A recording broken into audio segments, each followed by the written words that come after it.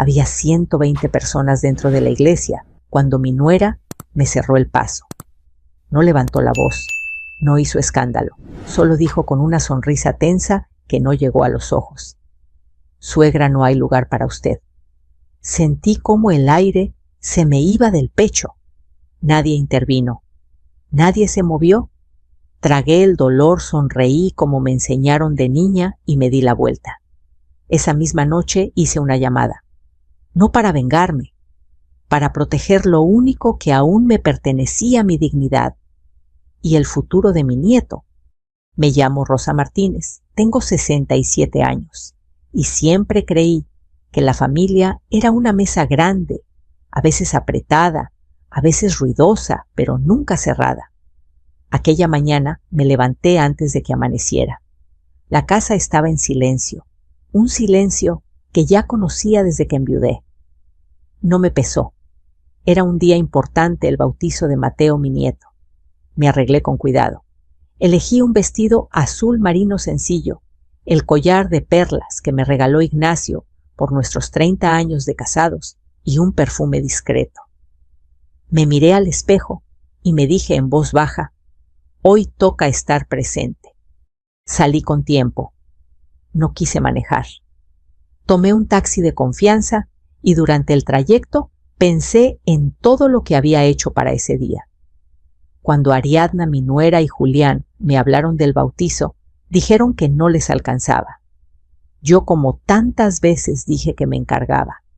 No de todo, solo de lo necesario. El salón sí, la comida básica, nada de excesos. Luego la lista de invitados creció.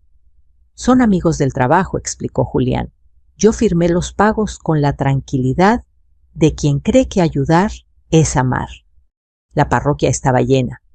Coches estacionados en doble fila, gente elegante que no reconocí. Subí los escalones despacio. Las rodillas ya no responden como antes. Vi a Ariadna con Mateo en brazos, preciosa, nerviosa. Julián conversaba animado con 2 hombres de traje. Sonreí y levanté la mano para saludar. Ariadna la llamé. Ella se giró. Su expresión cambió. Se acercó rápido, interceptándome antes de la puerta principal. «Suegra», dijo en voz baja, «hubo un problema con la logística». No entendí. «¿Qué problema?». Miró a los lados. Bajó la voz un poco más. «La iglesia está llena. Tuvimos que priorizar». La palabra priorizar me sonó ajena. Miré hacia adentro. Había gente de pie al fondo. Bancas ocupadas sí, pero espacio había. «¿Puedo quedarme atrás?», ofrecí. «De pie». Ariadna negó con la cabeza. «No se vería bien», respondió. «Además, luego en la comida».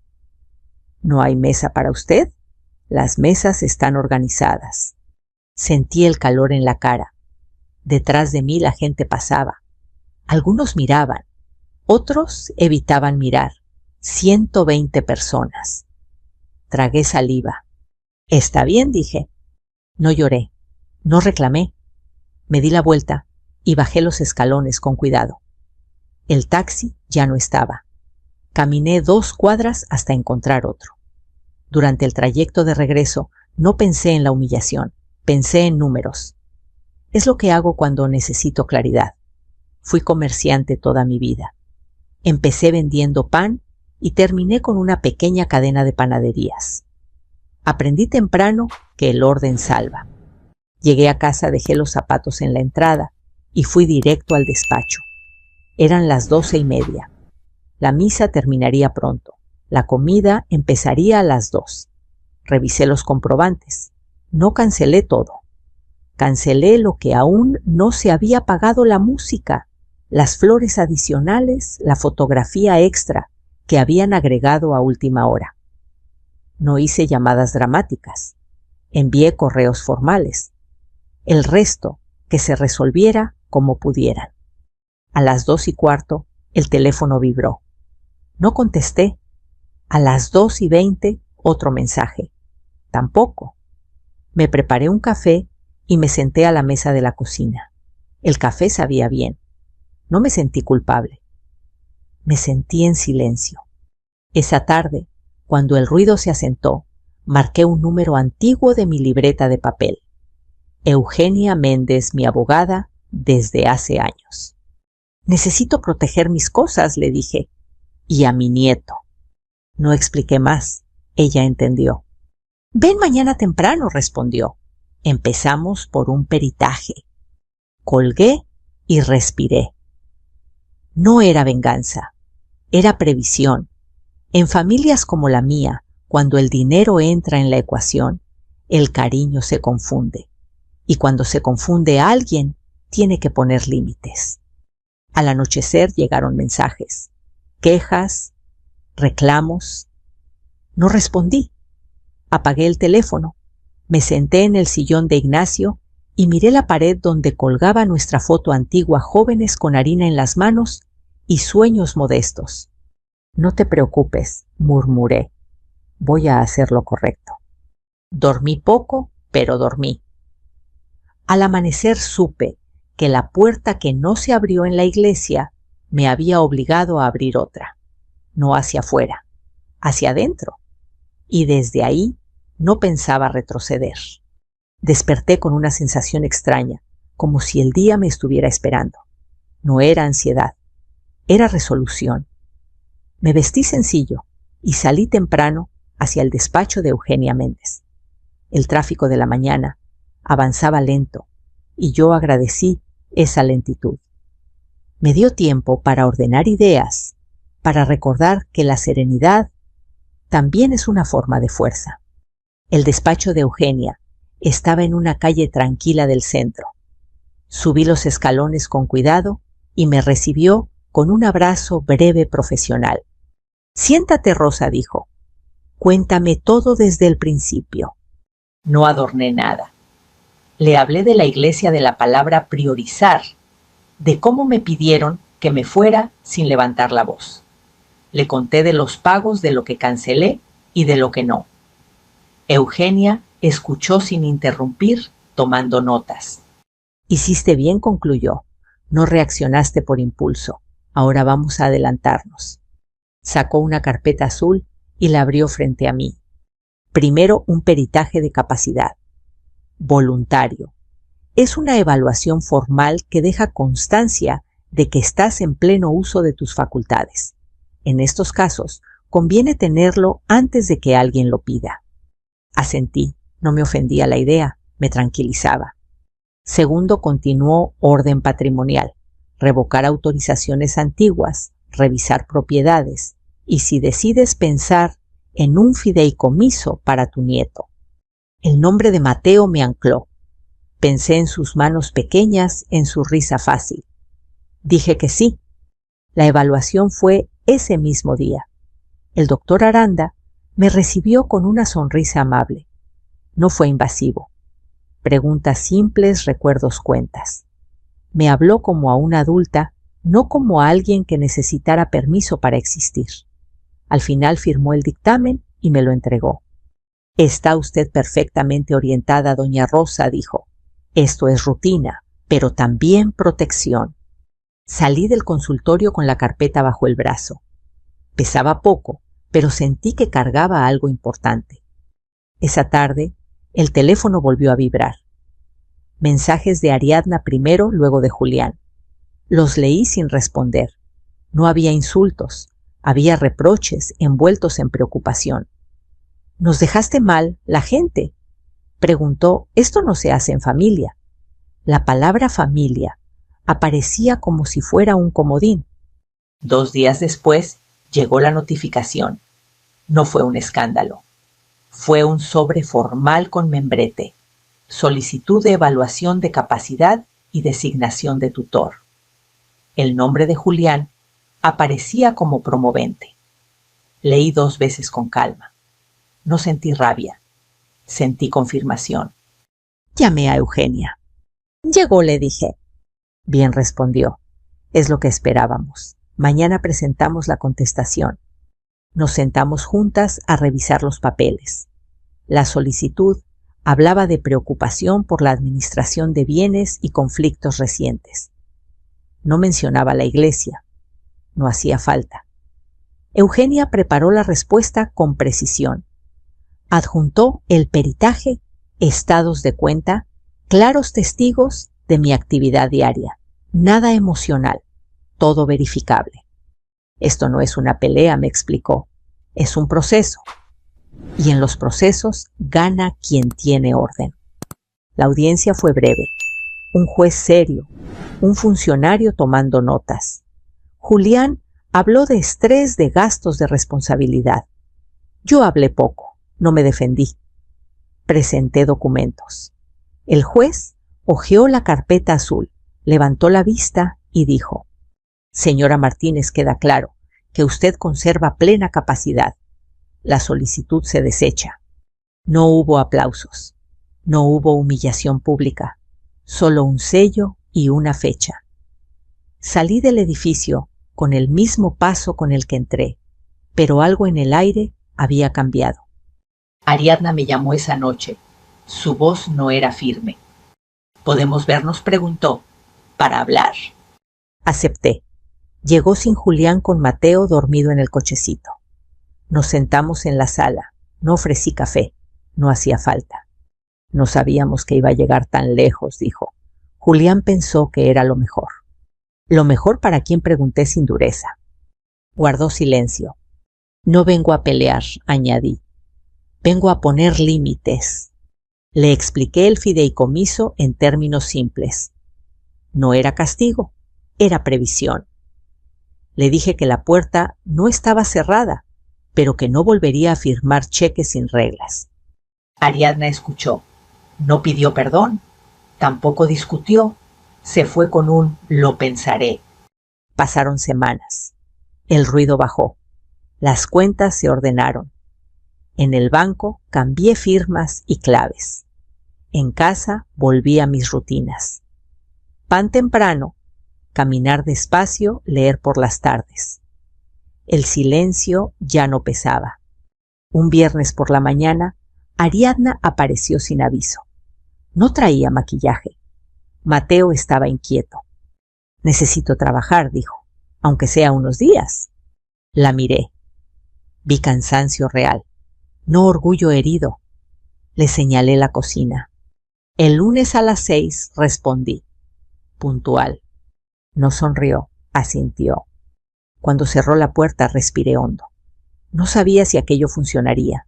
Nadie lo sabe. Pero entendí algo: la justicia pone límites. El trabajo enseña y el tiempo. El tiempo decide. Esa noche escribí una nota breve. En mi libreta: el respeto empieza cuando el dinero deja de hablar. La subrayé una vez. No hacía falta más. El lunes llegó sin dramatismos. A las 5:58 escuché pasos en la entrada.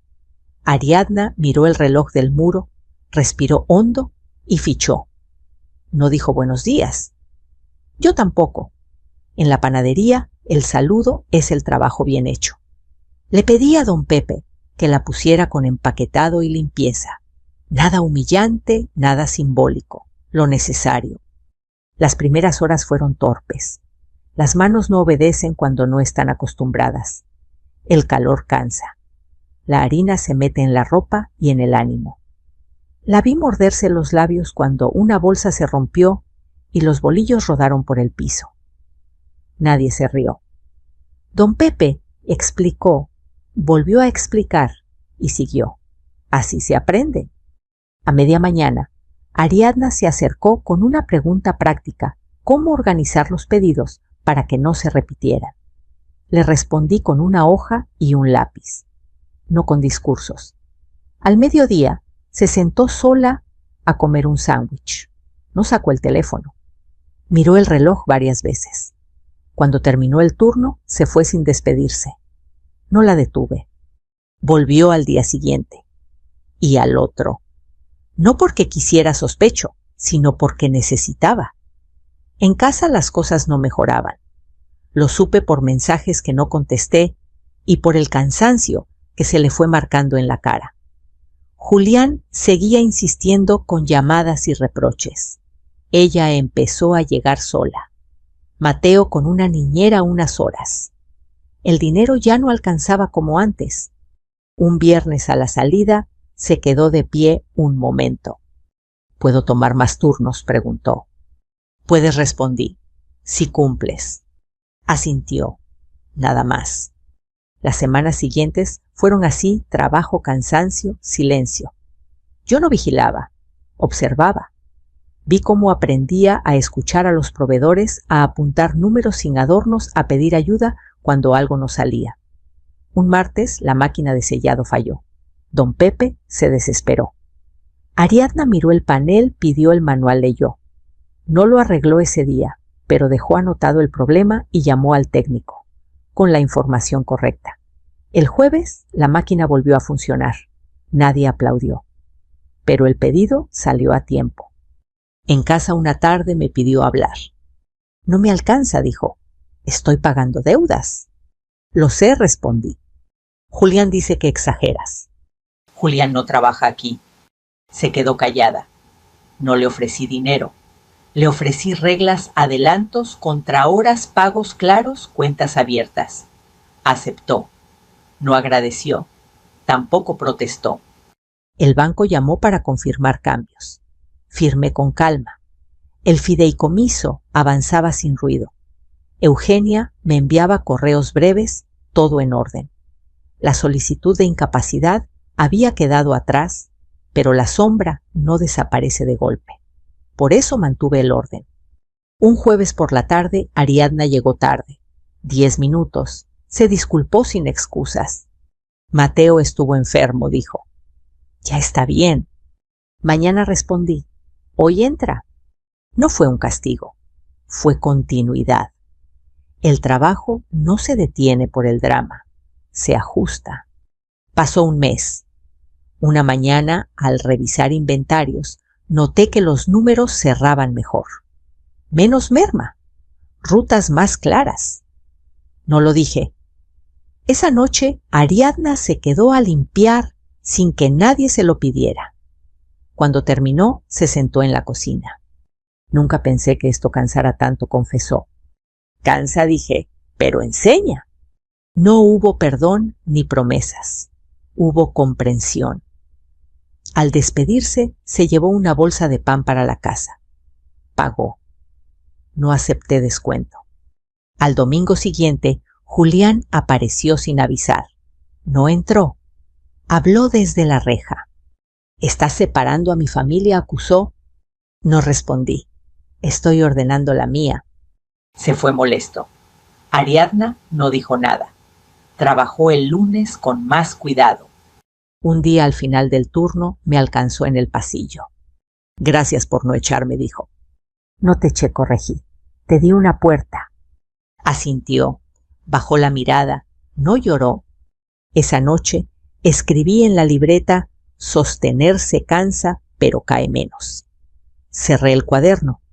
Afuera el barrio seguía igual. Adentro algo empezaba a acomodarse. No sabía cómo terminaría, pero entendí que el cambio verdadero no hace ruido, trabaja. El segundo mes empezó con una lluvia fina que se colaba por las rendijas del techo viejo del obrador. Mandé a repararla sin prisa, con el presupuesto justo. No era un gesto simbólico, era mantenimiento. En los negocios y en la familia, lo que no se cuida a tiempo se vuelve problema. Ariadna llegó temprano, con el cabello recogido y los tenis limpios. Fichó sin mirar alrededor. Ya no necesitaba hacerlo. Ese día revisamos proveedores.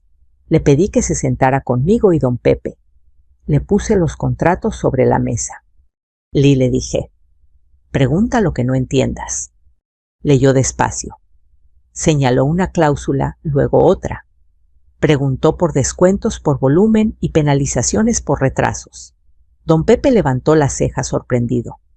Yo asentí. No era talento oculto, era atención aprendida.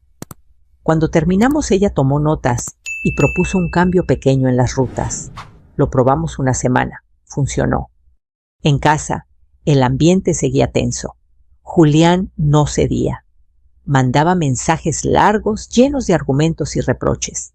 No puedes quitarnos lo que es nuestro, estás castigando a tu nieto, esto no se hace. Yo respondía poco y claro, siempre por escrito y con copia, a Eugenia. No por desconfianza, por higiene. Una tarde llegó una notificación distinta. No era judicial, era una invitación a conciliar. La leí 2 veces. Llamé a Eugenia. Vamos, dijo, pero con agenda. La reunión fue en un despacho neutro. Julián habló primero. Dijo que la panadería era una carga para mí, que lo mejor era profesionalizar con su ayuda, que el dinero debía centralizarse por el bien del niño. Escuché sin interrumpir. Cuando terminó, Eugenia puso sobre la mesa un resumen peritaje, estados financieros, reglas, del fideicomiso, contratos vigentes. Aquí no hay incapacidad, dijo. Hay administración. El conciliador asintió. Julián apretó la mandíbula. Ariadna, sentada a su lado, miraba el piso. Si quieren acuerdos, continúe, aquí están transparencia, trabajo y límites. Si no, seguimos como estamos. No hubo acuerdo. Salimos. En el pasillo, Ariadna se quedó atrás. No puedo más así, susurró. Decide, respondí. Yo ya decidí. No fue una amenaza, fue una verdad sencilla. Los días siguientes, Ariadna trabajó con más constancia. Llegaba cansada, pero cumplía. Un martes, Mateo se enfermó otra vez. Fiebre leve. Ariadna pidió salir antes. Ajustamos el turno. No pedí explicaciones. El miércoles regresó puntual con ojeras y una bolsa de medicamentos, pagados por ella. Gracias, dijo casi en automático. De nada, respondí. Mañana revisamos inventarios. No hubo charla emocional. El respeto se estaba construyendo en lo pequeño. Una noche recibí la llamada de Teresa, una de las comadres. Hacía tiempo que no hablábamos. Supe lo del intento de tutela, dijo. A mí me hicieron lo mismo. Mi hijo quiso manejar mi pensión por seguridad. Nos vimos el viernes en el Café de los Laureles. Llegaron Matilde y Sofía también. No fue una reunión dramática. Fue un intercambio de experiencias.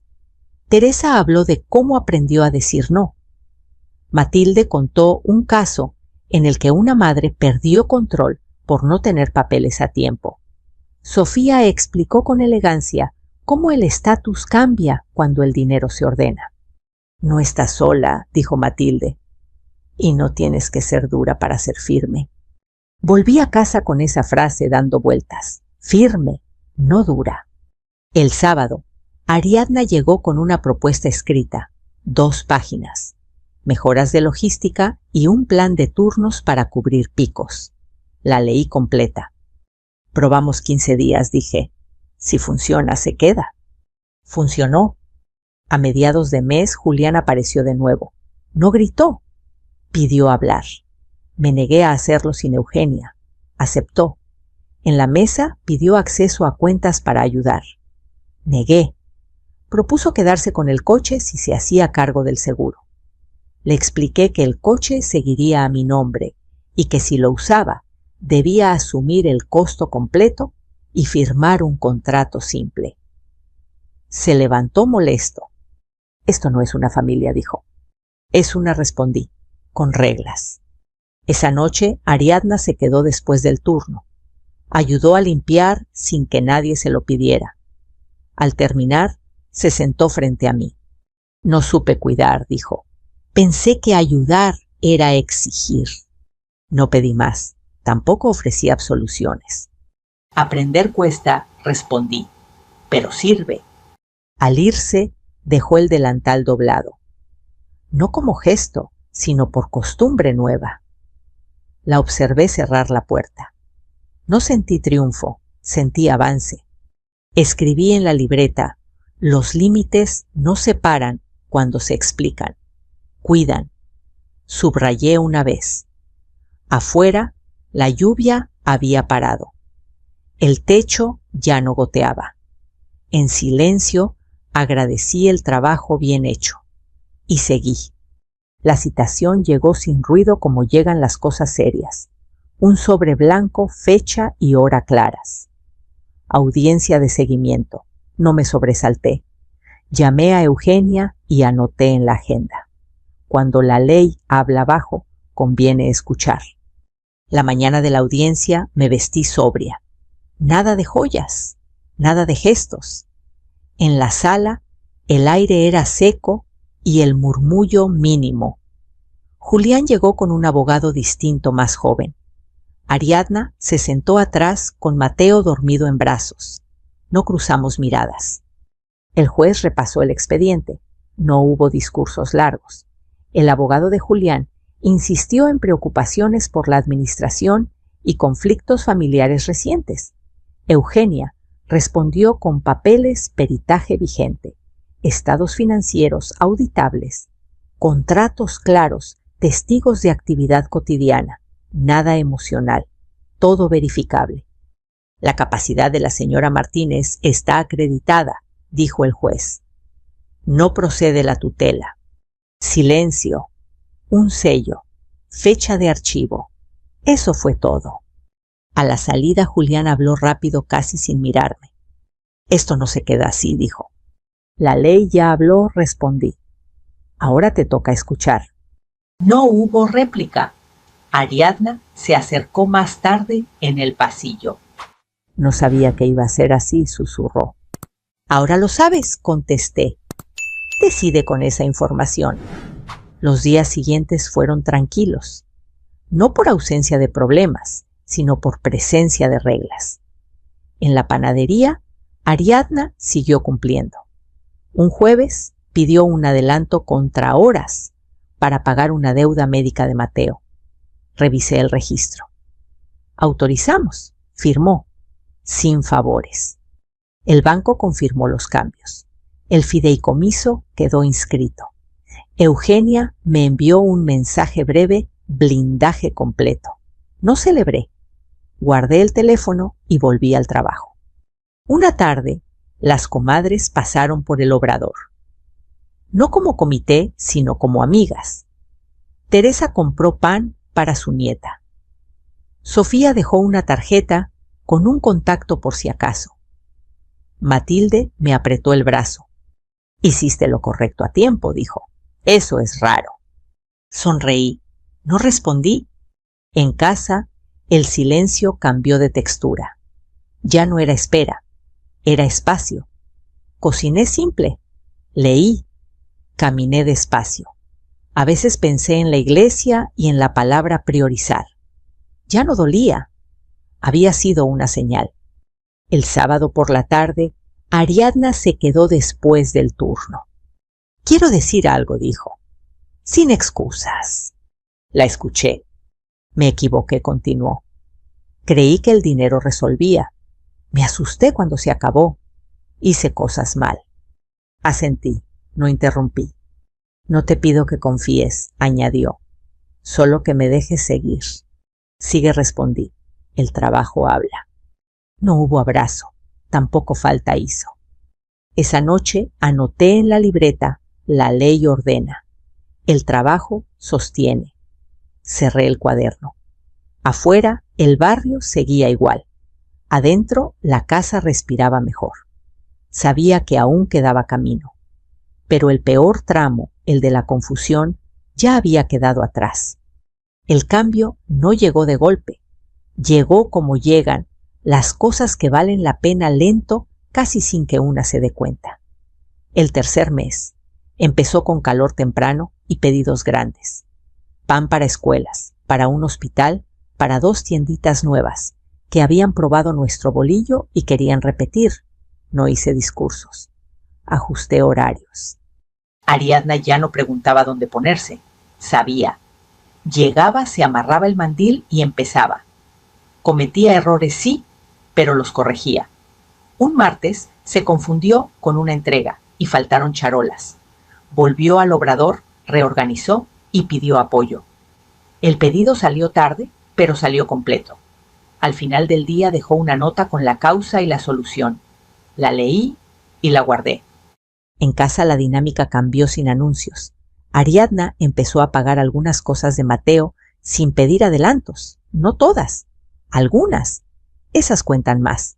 Julián aparecía menos. Cuando lo hacía, hablaba de reorganizar y empezar de cero. Yo escuchaba y respondía con lo mismo: contratos, cuentas, horarios. No discutía. Un jueves, Mateo tuvo una cita médica. Ariadna pidió el día. Ajustamos turnos. Al volver, dejó el comprobante y pagó la parte que le correspondía. No dije nada. Ella tampoco. Aprendía a sostenerse. A mediados de mes, el proveedor de harina anunció aumento. Nos sentamos a revisar números. Ariadna propuso cambiar marcas en una línea secundaria para no subir precios al público. Probamos. Funcionó. Don Pepe la miró con respeto nuevo. «Tienes ojo», le dijo. Ariadna se sonrojó. No respondió. Siguió trabajando. Un sábado por la tarde, las comadres se reunieron en el café. No para planear nada, sino para compartir. Teresa habló de su hijo y la pensión. Sofía contó cómo aprendió a decir no sin perder elegancia. Matilde recordó un caso antiguo en el que una madre ganó tiempo por tener papeles en regla. Yo escuché más de lo que hablé. «No te endurezcas», me dijo Teresa. «Endurecer cansa». «No lo haré», respondí. «Me estoy ordenando». En la panadería, Ariadna pidió aprender facturación. Le di acceso limitado. Revisamos juntas. Al tercer intento, lo hizo sola. No celebré. Anoté. Una tarde, se acercó con el delantal doblado. «Quiero seguir», dijo, «no por necesidad, por elección». La miré, vi cansancio honesto, no orgullo. «Sigue», respondí, «con reglas». Asintió. El domingo, Julián llamó. Dijo que quería hablar en familia. Acepté con Eugenia presente. En la mesa, Julián propuso plazos, prometió cambios. Escuché. Cuando terminó, respondí con un papel un acuerdo simple. Trabajo, aportaciones, responsabilidades. Nada de chequeras abiertas.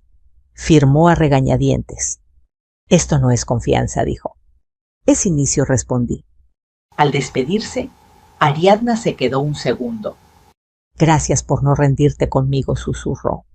«Gracias por trabajar», corregí. Esa noche preparé café y abrí la libreta. El trabajo no perdona, pero enseña. Cerré. Afuera el calor aflojaba. Adentro el ruido había bajado. No todo estaba resuelto. Pero ya no caminábamos a ciegas. Y eso a cierta edad es suficiente para dormir mejor. El cumpleaños de Mateo cayó en domingo. No hicimos planes grandes. Yo puse la mesa del jardín temprano con un mantel limpio y flores sencillas del mercado. Nada de globos exagerados ni música fuerte. Solo sombra, agua fresca y un pastel mediano de 3 leches que don Pepe insistió en preparar. El calor apretaba, pero el aire se movía despacio. Ariadna llegó con Mateo de la mano. No traía regalos costosos, solo un carrito pequeño y una bolsa con fruta. Se arremangó sin decir nada y empezó a ayudar a acomodar platos. Yo la observé desde la cocina.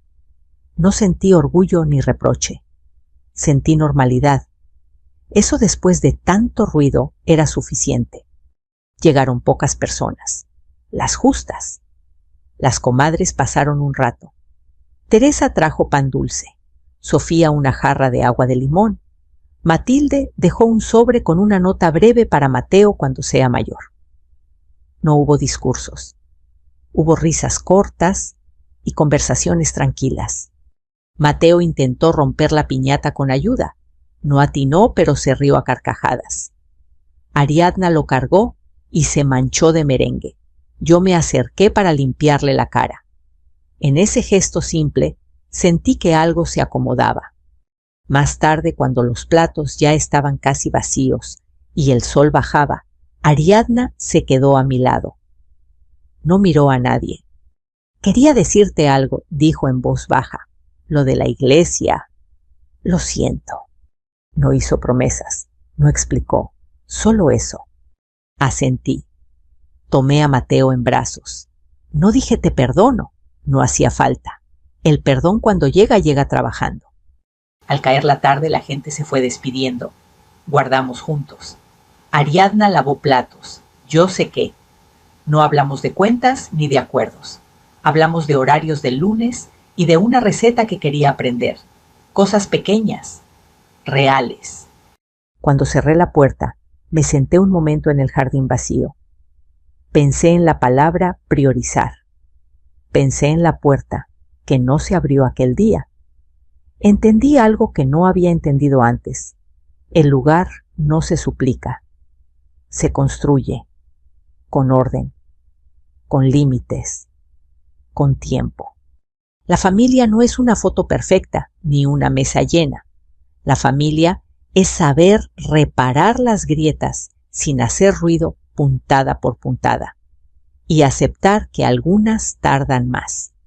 Si esta historia te tocó, quiero saberlo. Déjame un comentario y dime desde dónde nos escuchas. Tal vez tú también has tenido que aprender a poner límites sin dejar de amar. Aquí compartimos historias todos los días de gente que decide ordenar su vida a tiempo. Suscríbete para no perderte ninguna y sigamos caminando juntos con calma y dignidad. Mi nuera dijo: ya estás demasiado vieja para viajar, no estorbes, quédate en casa y cuida la casa como te toca. Ellos volaron de vacaciones. Cuando regresaron, la casa había desaparecido. Tenía 33 llamadas perdidas. No entendí de inmediato qué había pasado. Solo supe que algo se había roto para siempre. No fue el silencio de la casa vacía lo que más me dolió, sino la certeza de que para ellos yo ya no era una persona. Era un mueble viejo que se queda cuando los demás salen a disfrutar la vida. La mañana comenzó como cualquier otra, con el olor del café subiendo despacio desde la cocina y el ruido familiar de las sillas arrastrándose sobre el piso. Yo estaba de pie junto a la ventana, viendo cómo la luz entraba por entre las cortinas, cuando Mariana, mi nuera, dejó caer sobre la mesa un montón de folletos brillantes. «Mira, Javier», dijo ella, señalando una playa de arena blanca. «Este hotel tiene todo incluido. Alberca privada, spa, cenas frente al mar». Mi hijo sonrió cansado, pero obediente como siempre, que Mariana hablaba con ese tono seguro que no dejaba espacio para dudas. Se inclinó sobre la mesa, revisando fechas, comparando precios, calculando algo que yo no podía ver. Yo me acerqué con cuidado. «¿A dónde van a viajar?», pregunté, intentando sonar ligera, como si no me importara demasiado. Mariana levantó la vista apenas un segundo.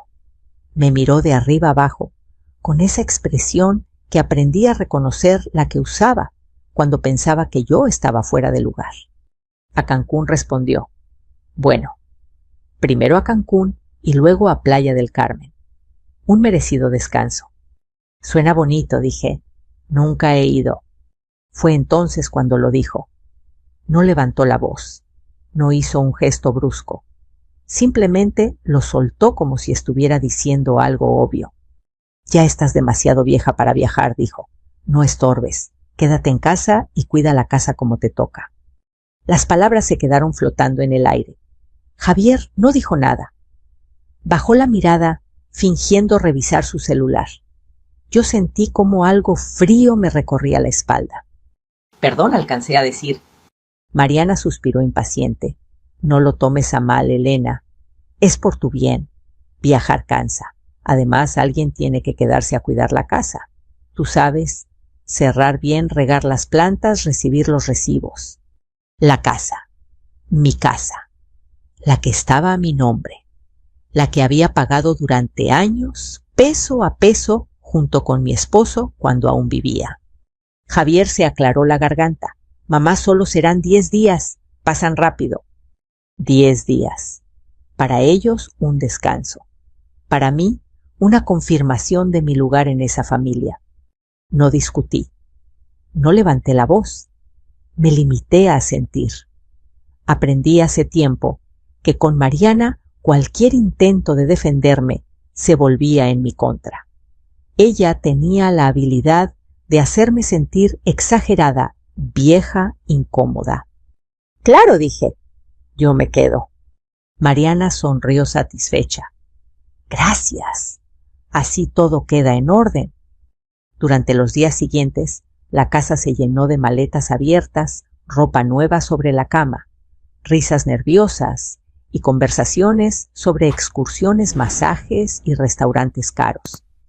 Yo caminaba entre ellos como un fantasma, recogiendo tazas, doblando ropa que no era mía, escuchando planes en los que no existía. La noche antes de su viaje, Mariana me dio una lista. Aquí está todo lo que tienes que hacer, dijo. Regar las plantas lunes y jueves, pagar el recibo de la luz, no abrirle a desconocidos. Lo sé, respondí. He vivido aquí 30 años. Ella no sonrió. Bueno, solo digo. Al día siguiente los llevé al aeropuerto. Mariana hablaba emocionada, Javier cargaba las maletas y yo conducía en silencio con las manos firmes sobre el volante. Antes de bajarse, Mariana me dio un beso rápido en la mejilla. Cuídate, dijo, no hagas nada raro. Los vi desaparecer entre la gente. Cuando regresé a casa, el silencio era tan espeso que dolía. Me senté en la sala y miré alrededor. Las paredes, los muebles, las fotos. Todo seguía igual, pero algo ya no encajaba. Esa misma noche, mientras acomodaba la cocina, escuché voces en el pasillo. Pensé que era mi imaginación, pero me detuve. La puerta del cuarto de Mariana estaba entreabierta. Su voz sonaba clara, baja, segura. Sí, mamá decía. Todo va según lo planeado. Cuando regresemos ya no habrá problema. El asilo tiene lugar. Solo necesitamos mover los papeles. Mi corazón empezó a latir con fuerza. No se dará cuenta, continuó. Confía en nosotros. Siempre ha sido así. Me apoyé en la pared. Las manos me temblaban. No escuché todo. No quise escuchar todo. Bastó con esas palabras, asilo papeles, no se dará cuenta. Volví a mi cuarto y cerré la puerta con cuidado. Me senté en la cama y respiré hondo. Pensé en mi esposo, en cómo me habría mirado si hubiera estado ahí. Pensé en los años que ayudé a Javier, en el dinero, en el tiempo, en el silencio que guardé para no causar problemas. Caminé hasta el closet y saqué la caja donde guardaba documentos viejos. Entre papeles amarillentos encontré la escritura de la casa. Mi nombre estaba ahí claro, firme, indiscutible. Por primera vez en mucho tiempo no lloré. No me sentí débil. Sentí algo distinto, algo frío y decidido. Si Mariana creía que yo era solo una vieja que cuidaba la casa, estaba a punto de aprender lo equivocada que estaba. No dormí esa noche. Cada vez que cerraba los ojos, la voz de Mariana regresaba clara y tranquila, hablando del asilo, como si fuera una simple reservación más, como el hotel frente al mar que tanto la emocionaba. El asilo tiene lugar.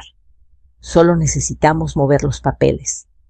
Las palabras se repetían una y otra vez, clavándose en mi pecho con una precisión cruel.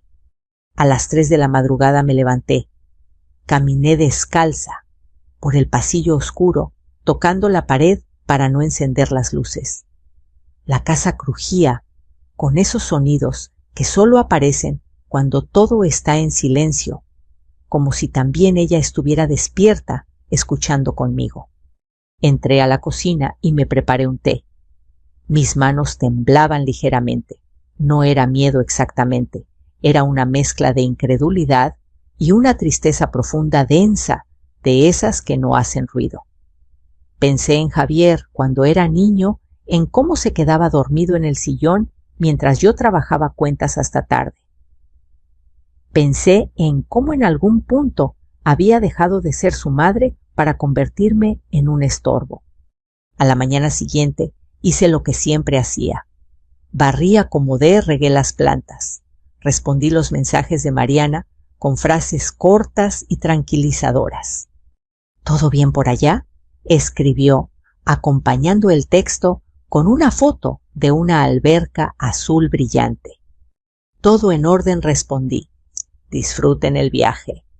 Ella reaccionó con un corazón rojo ligero sin peso. Ese mismo día confirmé lo que había escuchado. No fue difícil. Mariana siempre había sido descuidada con los papeles. En su escritorio encontré una carpeta mal cerrada. Dentro había folletos de un hogar para adultos mayores y el número de un abogado subrayado con pluma azul. Trámite rápido, decía una nota escrita de su puño y letra. Me senté frente al escritorio y cerré los ojos.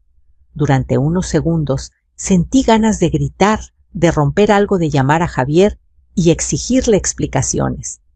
Pero algo dentro de mí se acomodó en silencio.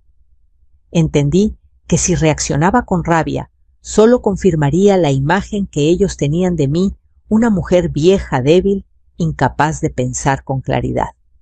Yo no era eso, nunca lo había sido. Esa tarde revisé mis cuentas. Calculé gastos, ahorros, impuestos. La casa estaba pagada. No había deudas. Todo estaba en regla. Mariana y Javier nunca se habían interesado por esos detalles. Para ellos, la casa siempre había sido una certeza, algo que simplemente iba a ser suyo algún día. Recordé una frase que mi esposo solía decirme: la gente confunde la paciencia con la incapacidad. Sonreí con tristeza. Mariana había cometido ese mismo error. Al tercer día de su viaje, Mariana me llamó por videollamada.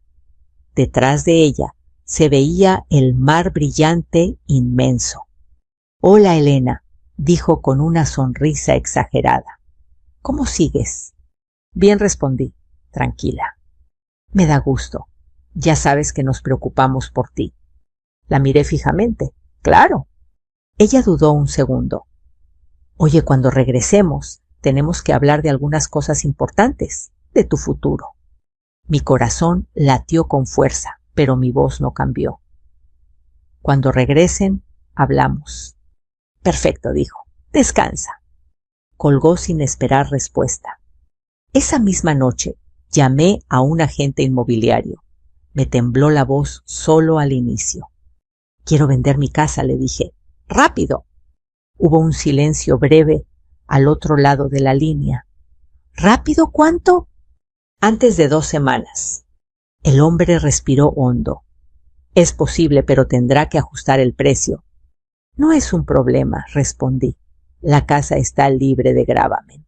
Todo está a mi nombre». Su tono cambió. «Entonces podemos hablar en serio». Colgué y me quedé mirando el teléfono. Sentí una calma extraña, como si una decisión largamente postergada finalmente hubiera encontrado su lugar. Al día siguiente, el agente vino a ver la casa. Caminó por las habitaciones, tomó fotos, hizo preguntas. Yo respondí todo con honestidad. Mientras hablábamos, pensé en cada rincón, la sala donde Mariana me había dicho que no estorbara el pasillo, donde escuché sus planes, la cocina, donde tantas veces cociné para todos. Esa casa ya no era un hogar, era una jaula elegante. Por la noche, Mariana volvió a escribir. «Todo sigue bien, ¿verdad?», preguntó. «¿No has tenido problemas?». «Ninguno», contesté. «Me he mantenido ocupada». «Qué bueno», dijo. «Así nos quedamos tranquilos». Sonreí frente al teléfono. Ocupada, sí. Más de lo que ella imaginaba. Antes de dormir, abrí la caja de documentos una vez más. Toqué la escritura con cuidado. Pensé en el asilo, en los papeles, en la forma tan sencilla en que habían planeado deshacerse de mí. No sentí odio. Sentí claridad. Ellos creían que yo iba a desaparecer silenciosamente obediente. No sabían que estaba a punto de hacerlo, pero bajo mis propios términos. la mañana en que se fueron. La casa parecía un escenario, después de la función, maletas alineadas junto a la puerta, cargadores olvidados sobre el sillón, una taza de café a medio terminar en la encimera. Mariana caminaba de un lado a otro con su celular en la mano, dando órdenes suaves, pero firmes, como si el mundo entero tuviera que acomodarse a su itinerario. El Uber llega en 10 minutos, anunció. ¿Trajiste los pasaportes? Javier revisó su mochila. Aquí están. Yo me mantuve cerca de la cocina, fingiendo ordenar algo que ya estaba en orden. Cuando Mariana pasó junto a mí, dejó caer una frase como quien deja una llave sobre la mesa. Acuérdate de cerrar bien las ventanas por las noches, dijo. No queremos sorpresas. La miré. No te preocupes, respondí. Todo estará cuidado. Me observó un segundo más de lo necesario, como si buscara algo en mi rostro. No encontró nada.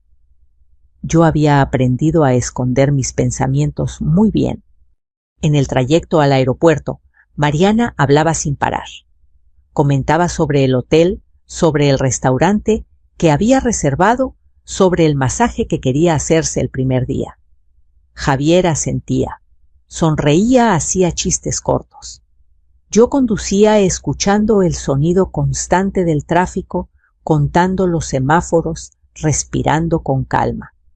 Antes de bajar, Mariana me dio una palmada en el hombro. Gracias por quedarte, dijo. De verdad nos ayudas mucho. No respondí. Los vi alejarse entre la gente y por un momento sentí el impulso de llamarlos, de decir algo, cualquier cosa que rompiera ese guión tan bien ensayado. No lo hice. Me limité a regresar a la casa. El silencio fue inmediato. Cerré la puerta y apoyé la espalda contra ella. Por primera vez, desde que escuché la palabra asilo, me permití cerrar los ojos y sentir el peso de la decisión que había tomado. No había vuelta atrás. Ese mismo día comenzaron las llamadas.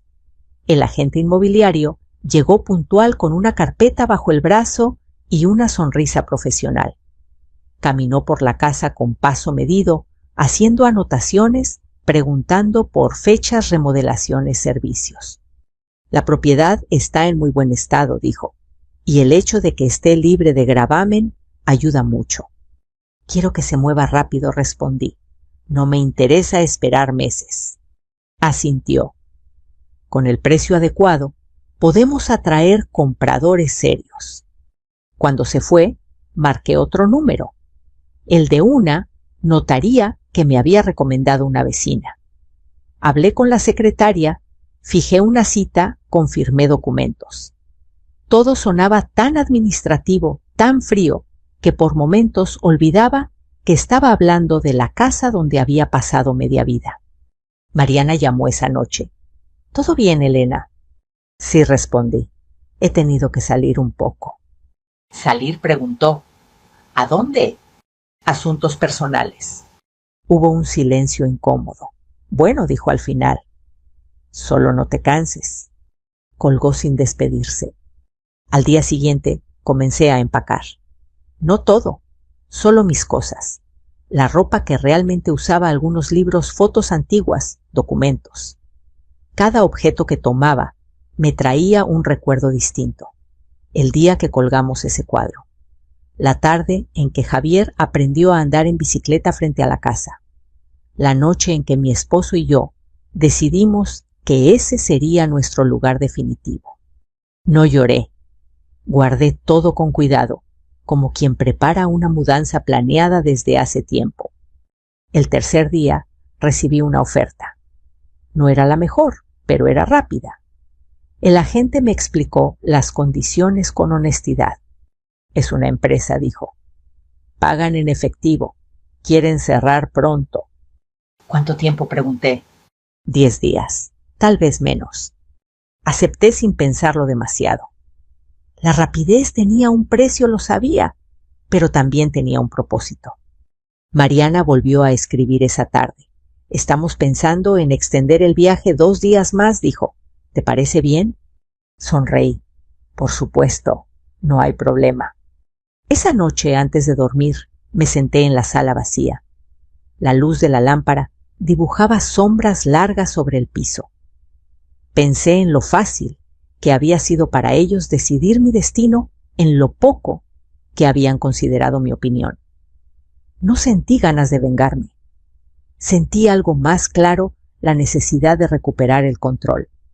Al cuarto día, firmé los primeros documentos.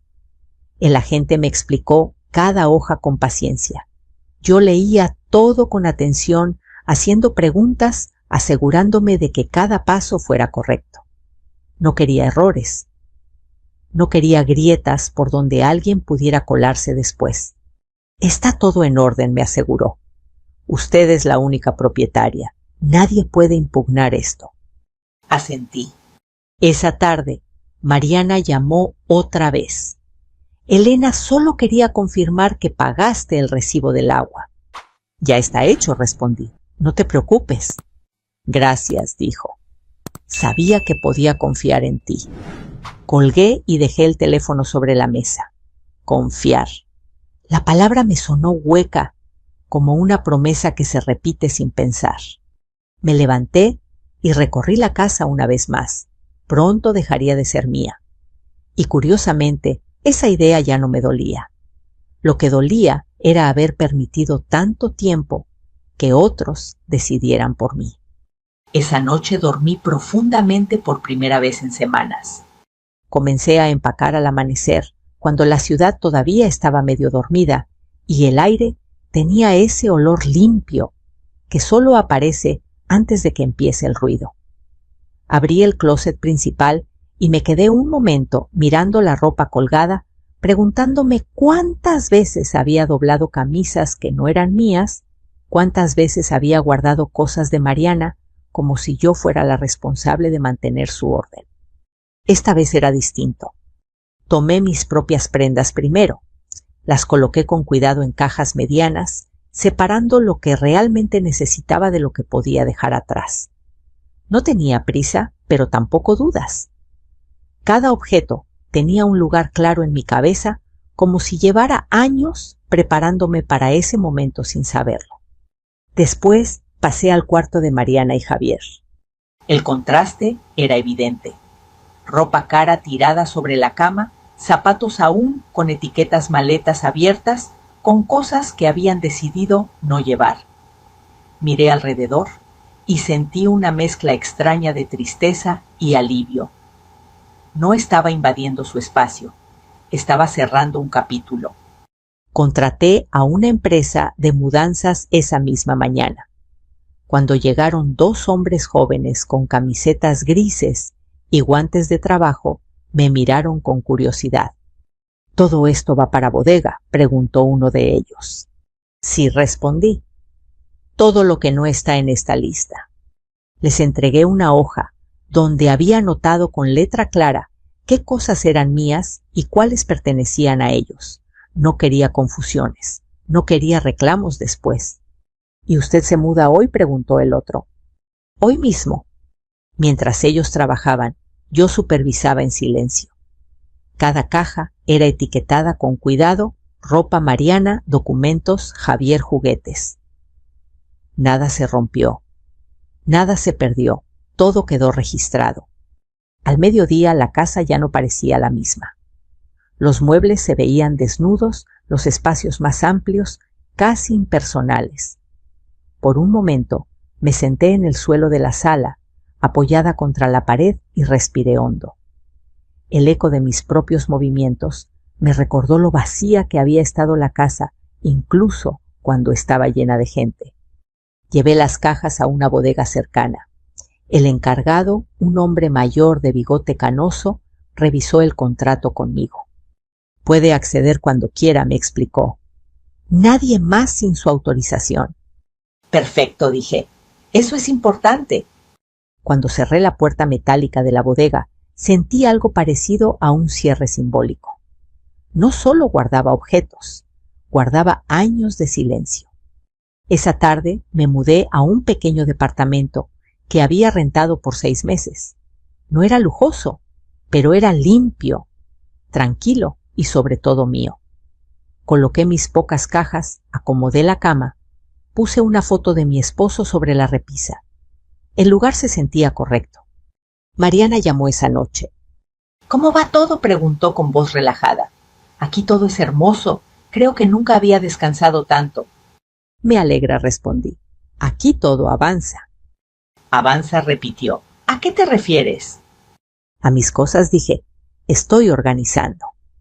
Hubo una pausa. «Ah», dijo al final. «Bueno, mientras no te canses». Colgó rápido. Tal vez había notado algo extraño, tal vez no, ya no importaba. Al día siguiente volví a la casa por última vez, antes de la firma final. Caminé por cada habitación con calma.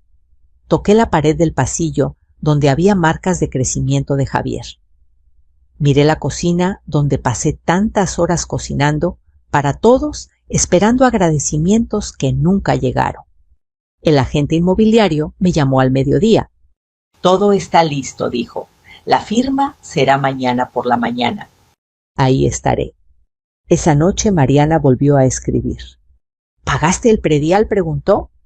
«Está cubierto», respondí. «Todo está en orden».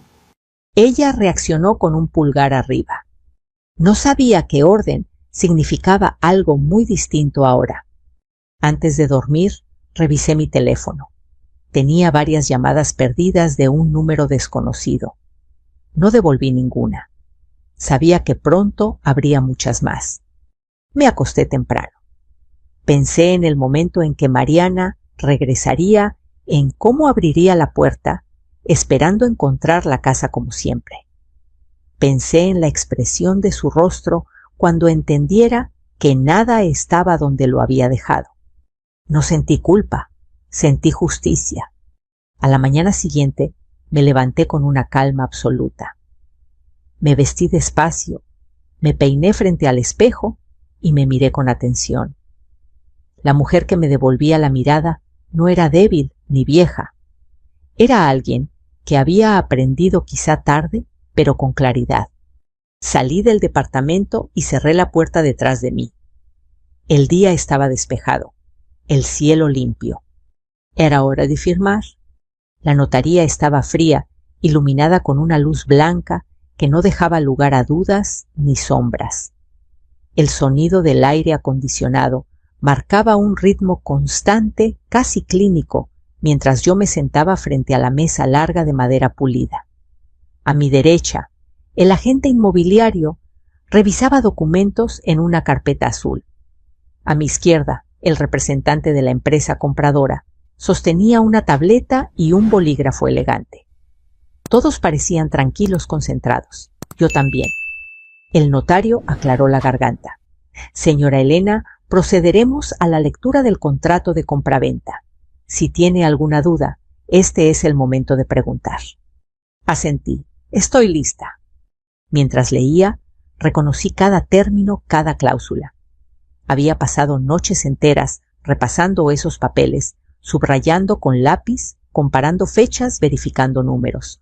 No quería sorpresas, no quería cabos sueltos. El notario avanzó con voz pausada, casi monótona, y aún así, cada palabra me parecía definitiva. «La propiedad ubicada en», dijo la dirección completa. La escuché como si fuera la última vez. Tal vez lo era. Firmé la primera hoja, luego la segunda, luego la tercera. El bolígrafo se deslizaba con suavidad, dejando mi nombre claro, firme. No temblé, no dudé. Sentí en cambio una extraña ligereza, como si cada firma me quitara un peso que había cargado durante años. «Con esto», dijo el notario, «la transferencia queda formalizada». El representante de la empresa sonrió satisfecho. «Agradecemos la rapidez, señora Elena. La posesión se entregará hoy mismo tal como acordamos». «Así será», respondí. El agente inmobiliario me miró con una mezcla de respeto y alivio. «Todo salió perfecto», susurró. En pocos minutos se reflejará el depósito. Minutos después, mi teléfono vibró. Un mensaje del banco. Leí la cifra sin emoción exagerada. No era riqueza, era independencia, era margen de maniobra. Era sobre todo la confirmación de que había recuperado el control. Salí de la notaría con paso tranquilo. El sol de mediodía me obligó a entrecerrar los ojos. Respiré profundo. No sentí euforia. Sentí cierre. En el camino de regreso al departamento, Mariana llamó. Elena dijo con entusiasmo. Te iba a marcar. ¿Cómo estás? Bien, respondí. Ocupada. Nos cambiaron el vuelo. Dijo. Regresamos mañana por la noche. Miré el semáforo en rojo.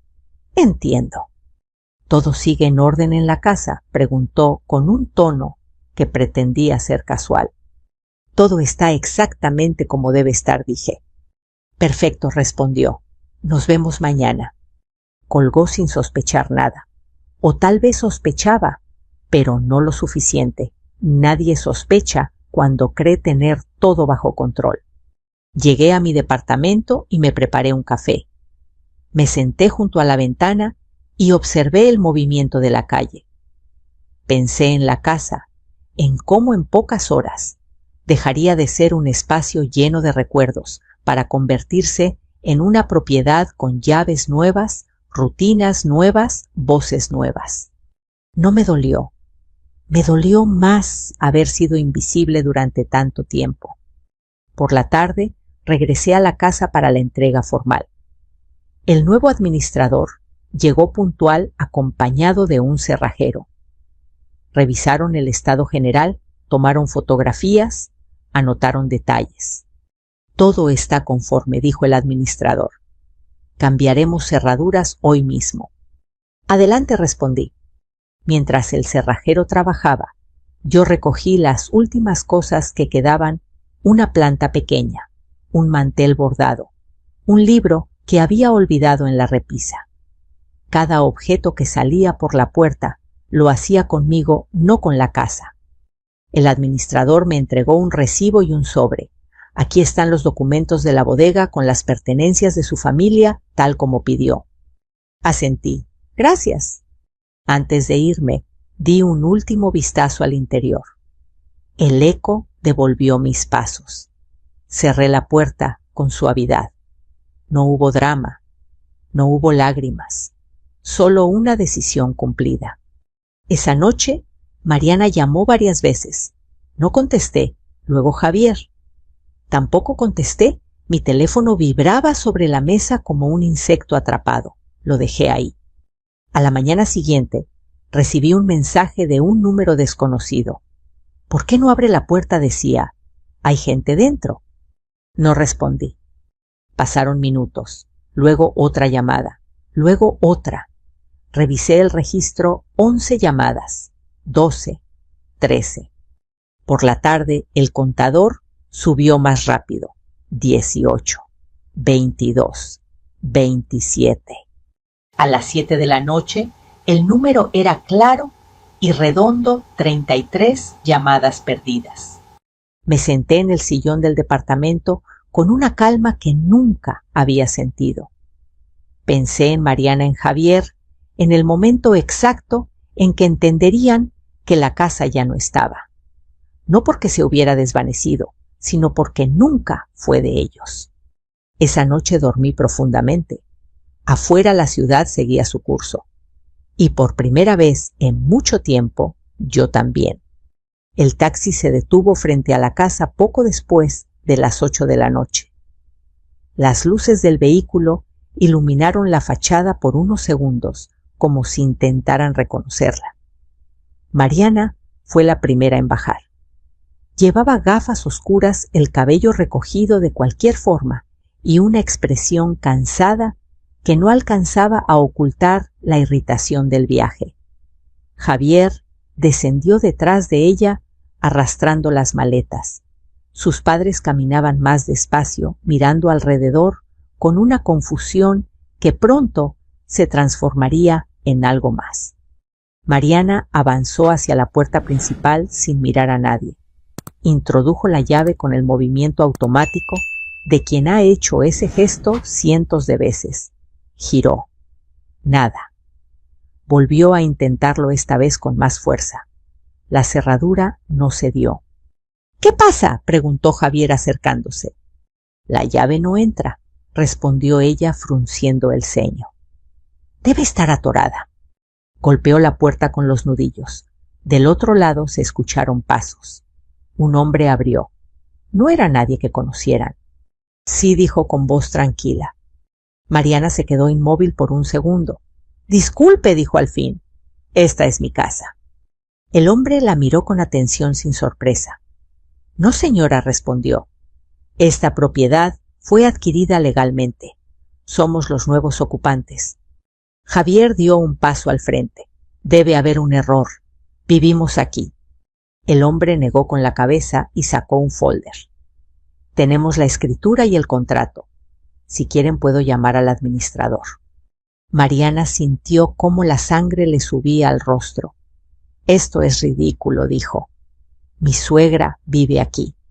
Ella está adentro. No hay ninguna señora viviendo aquí, respondió el hombre. La entrega se hizo esta mañana. Los padres de Mariana comenzaron a murmurar. Javier miraba a todos lados, buscando una explicación que no llegaba. Mariana sacó su teléfono y marcó mi número. 1 vez. 2. 3. La llamada se fue a buzón de voz. Contesta, susurró. Contesta ahora. Nada. Llamó otra vez. Y otra. La desesperación empezó a romper la capa de seguridad que siempre llevaba puesta.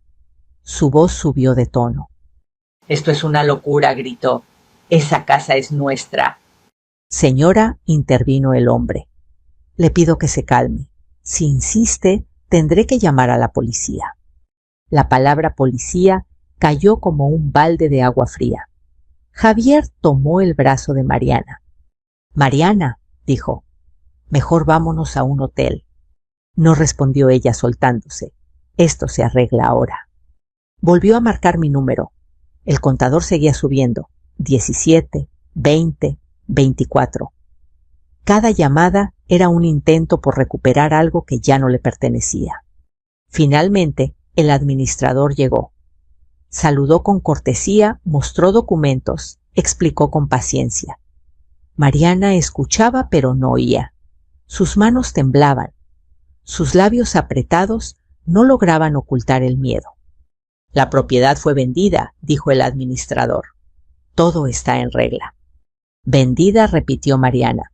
¿Por quién? El administrador dudó solo un segundo. Por la señora Elena. El nombre quedó suspendido en el aire. Javier se llevó una mano a la boca. ¡No! murmuró. Eso no puede ser. Mariana sintió cómo el suelo se abría bajo sus pies. ¿Dónde está? preguntó. ¿Dónde está ella? El administrador sacó un sobre del portafolio. Me pidió que les entregara esto. Mariana arrancó el sobre con brusquedad. Dentro había un papel con una sola línea escrita con mi letra. Sus cosas están a salvo, la casa ya no. Debajo la dirección de la bodega. Mariana dejó caer el papel. Javier lo recogió lentamente, leyéndolo como si cada palabra pesara 1 tonelada. Nadie habló durante varios segundos. «Llámenla», ordenó Mariana casi suplicando. «Díganle que esto no es gracioso». Pero no era una broma. Subieron de nuevo al taxi. El chofer no preguntó nada. Los llevó a un hotel cercano. En el trayecto, Mariana marcó mi número 1 y otra vez. 30, 31, 32, 33 llamadas perdidas. Yo estaba sentada en mi pequeño departamento con una taza de té entre las manos cuando vi el número final aparecer en la pantalla. 33. Lo dejé ahí. No sentí alegría. Sentí confirmación. Esa noche, Mariana no durmió. Tampoco Javier. La realidad los había alcanzado de una forma que no habían previsto. Por primera vez no tenían una respuesta preparada, un plan alternativo, una explicación que los dejara bien parados. Y yo por primera vez en años no tenía que justificarme ante nadie. Pasaron 2 días antes de que decidiera devolver la llamada. No porque no supiera qué decir, sino porque necesitaba silencio. Un silencio verdadero sin reproches, sin interrupciones, sin esa sensación constante de estar explicándome ante personas que ya habían tomado decisiones por mí. El tercer día acepté ver a Javier. Nos encontramos en una cafetería pequeña, lejos de la casa, lejos del hotel donde ahora se alojaban. Llegó solo. Tenía ojeras profundas y los hombros caídos como si de pronto el peso de todo hubiera decidido caerle encima de una sola vez. Mamá dijo al verme: «Gracias por venir». Asentí y me senté frente a él. Dime. Tardó unos segundos en hablar. No sabíamos. Empezó y luego se detuvo. Bueno, yo no sabía que Mariana había hecho todo eso tan rápido. Lo miré con calma. Sí lo sabías, Javier. Tal vez no cada detalle, pero sabías que estaban planeando sacarme de la casa. Sabías que hablaban del asilo. Elegiste no detenerlo. Bajó la mirada. Pensé que era lo mejor, que estarías cuidada. Cuidada, repetí suavemente. ¿Decidir por mí sin preguntarme te parece cuidado? No respondió. No vendí la casa para castigarlos, continué. La vendí porque entendí algo que me negué a ver durante años. Para ustedes yo ya no era familia, era un obstáculo. Javier respiró hondo. Mariana está destrozada. Lo imagino. Quiere hablar contigo. Negué con la cabeza. No hoy. Pagamos el café en silencio. Antes de irse, Javier me miró con una mezcla de vergüenza y súplica. ¿Qué va a pasar ahora?, preguntó. Eso depende de ustedes, respondí. Yo ya tomé mis decisiones. Esa misma noche, Mariana me llamó desde el teléfono de Javier. Contesté. Elena, su voz ya no era firme. Necesitamos hablar. Te escucho. Esto se nos fue de las manos, dijo. No era así como debía pasar. ¿Cómo debía pasar?, pregunté. ¿Que yo firmara papeles sin entenderlos? ¿Que me despertara un día en un asilo mientras ustedes se quedaban con la casa? Guardó silencio. No te quité nada, continué. Solo recuperé lo que era mío. La casa nunca fue tuya. Pero somos familia, dijo ella casi en un susurro. La familia no descarta a los suyos cuando estorban, respondí. La familia no usa la vejez como excusa para mandar a alguien al silencio. Mariana comenzó a llorar. No la interrumpí. Tus cosas están seguras, añadí. Pueden ir a la bodega cuando quieran, pero mi vida ya no está disponible para ser administrada por ti. Colgué antes de que respondiera.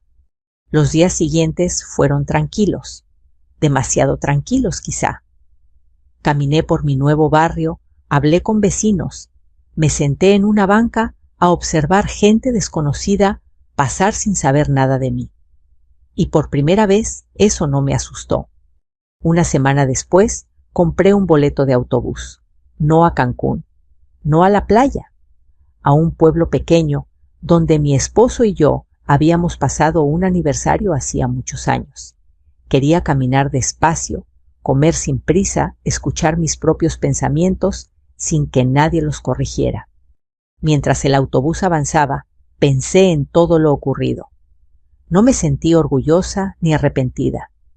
Me sentí completa. Había hecho lo que nunca me enseñaron a hacer, poner un límite. Cuando regresé, encontré un mensaje de Javier. Mamá, estamos buscando un departamento. Vamos a arreglarnos solos. Perdón. Le respondí con una sola frase. Eso es crecer. Hoy vivo tranquila. No en una casa grande, no rodeada de gente que depende de mí, sino en un espacio donde mi edad no es un defecto, sino una historia.